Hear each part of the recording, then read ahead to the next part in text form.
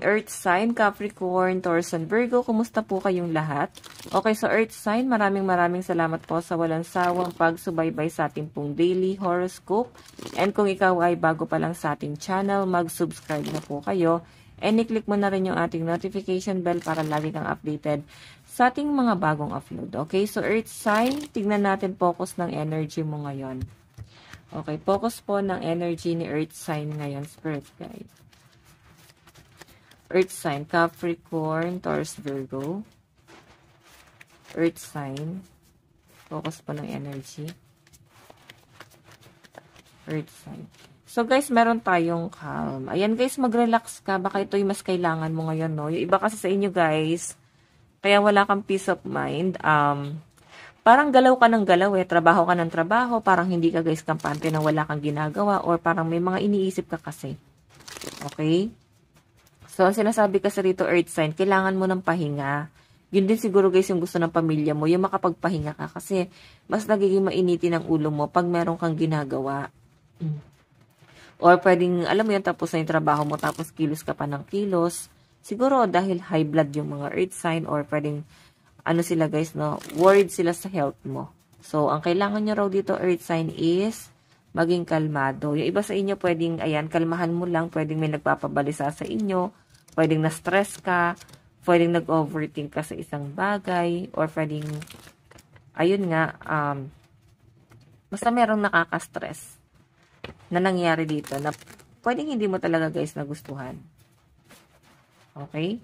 Pero parang hinahanda mo na yung sarili mo. Like, kalma, parang ganon, maging kumalma ka lang self, wala na tayong magagawa, nandito na tayo, parang ganyan.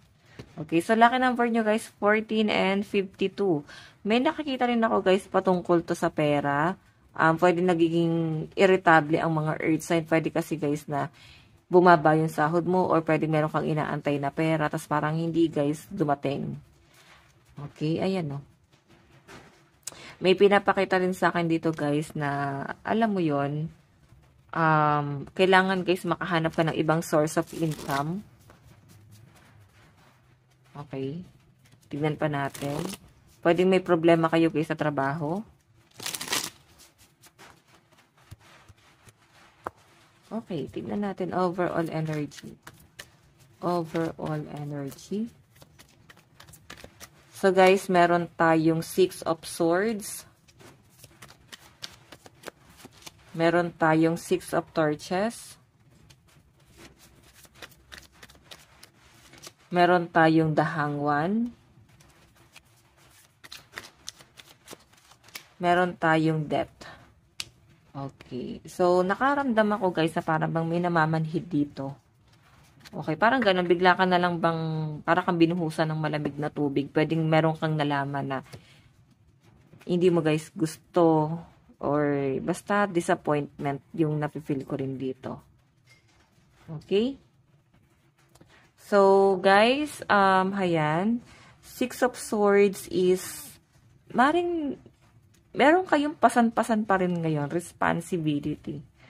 Yun po yung pinapakita sa akin dyan, no? Meron ka pa rin pinapasan, pwedeng, kala mo guys, is tapos ka na doon sa problema na yun. Pero talagang, bit-bit mo pa rin siya, guys.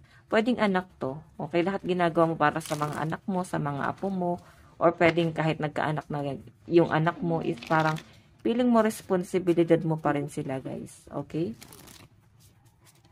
Tignan pa natin. Okay. Ayan. Wait lang, guys. Tumalon yung card mo. Okay. So, guys, sa pinapakita rin sa akin dito, alam nyo, parang, eto kasing 6 of swords, tapos 6 of torches, pag pinagtabi talaga siya, hindi siya, guys, maganda. Okay? Masyado kang nag-worry pagdating sa mga responsibilidad mo. Masyado kang nag-aalala pagdating sa pang-araw-araw, paano makakasurvive. Ganun eh. Tignan nyo, oh, the hanged deaths. So, pwedeng meron ka guys, may nangyayari dito na parang hindi ka na guys natutuwa kasi parang ang tagal-tagal na. Okay, ang tagal-tagal na ganun pa rin yung sitwasyon mo, walang pagbabago. Hindi nag-i-improve. Okay? Tignan pa natin. Meron tayong King of Wands.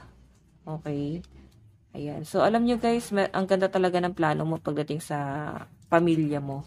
As in, ang taas ng pangarap mo para sa kanila. And syempre, ikaw parang ang taas din ng pangarap mo para sa sarili mo. Meron ako nakitang talent dito na pwedeng gustong i-pursue ng mga earth sign. Ganon po. So, meron tayo guys, Knight of Swords. So, I think yung iba sa inyo, Six of Torches kasi parang bigat na bigat ka na sa mga nangyayari, sa mga iniisip mo, sa mga pasan-pasan mong problema. So, since nandito po guys, si Knight of Swords, alam mo naman yung gagawin mo eh. Pero hindi ko alam ba't parang yung iba sa inyo, hindi mo guys ginagawa, no? Alam mo yung paraan, pero wala ka guys ginagawa. Pwedeng hinahayaan nyo na lang, sinusunod nyo na lang, kasi yun na yung nangyayari. Okay, tignan pa natin. Okay, so meron tayo guys, Knight of Wands, the Hanged, Knight of Wands, ayan. So, sa malinaw na pinapakita sa akin dito guys, pwedeng meron kang pinupurso na talent dito or pwedeng sa trabaho mo matagal ka na ba dyan? Na-enhance ka na ng sobra, I mean parang sobrang basic na lang talaga sa yung mga ginagawa mo. Okay, so earth sign na to ha, pagdating din sa pera, I think parang changes din. May malaking pagbabago pagdating sa sahod, pagdating sa trabaho. Ang dami nyo guys iniisip, as in nag-overthink, no? Yung iba sa inyo nag-resign, naghanap ka ng mas maayos sa trabaho guys. Okay, parang feeling nyo guys, nabully ka, ganon. Meron tayong debt pa rin to guys. So, pagbabago talaga to guys, itong debt na to. Okay, death and rebirth, ending cycle of transformation, di ba? So, sinasabi rito guys, naging kampante ka, hindi mo na paghandaan yung mga dumarating ngayon sa buhay mo. May nakikita ko pwedeng na-shock ka, nabigla ka sa mga nangyari, kasi hindi mo guys napaghandaan tong mga dumating na to, mga naganap na to. As in, nakikita ko guys, ang laki ng naging disappointment mo. Okay, sabi ko nga sa inyo kanina guys, pwedeng meron kang mababalitaan na parang hindi mo guys gusto na malaman pa. Okay, pero nangyayari siya. Tignan natin, advice. Okay, so earth sign, meron tayong reflect on your priority. So, ito kasi guys yung iniisip mo eh, yung monthly dues, yung mga responsibilidad mo, yung pwedeng pangangailangan mo rin, syempre sa sarili mo. May nagbabago guys. As in, ang laki ng pagbabago. Okay? So, earth sign, ito lang po ang inyong daily horoscope. Bukas po ulit. God bless and love you all. Bye-bye po.